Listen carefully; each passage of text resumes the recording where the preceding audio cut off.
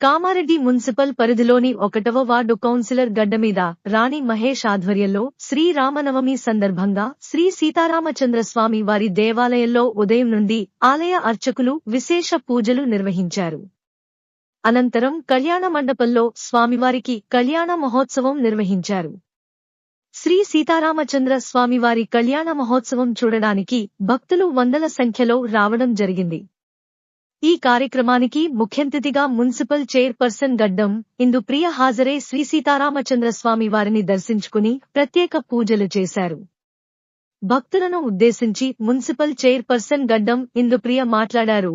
నేను నిన్ననే municipal chairperson గా ప్రమాణ స్వీకారం చేయడం జరిగిందని, చైర్మన్ అయిన తర్వాత మొట్టమొదటిగా 1 వార్డు శ్రీ సీతారామచంద్రస్వామి వారిని దర్శించుకోవడం జరిగిందని, నా వంతుగా శ్రీరామనవమి సందర్భంగా 10,000 రూపాయలను దేవాలయం అభివృద్ధి కొరకు ఇస్తున్నట్లు తెలిపారు.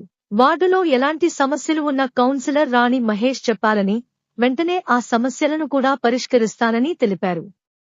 1వ వార్డు అభివృద్ధి కొరకు తన వంతుగా ఎప్పుడు వార్డు అభివృద్ధి కొరకు దేవాలయం అభివృద్ధి కొరకే తన వంతు ఎల్లవేళలా మీకు అండగా ఉంటానని అందరికీ శ్రీరామనవమి శుభాకాంక్షలు తెలియజేశారు.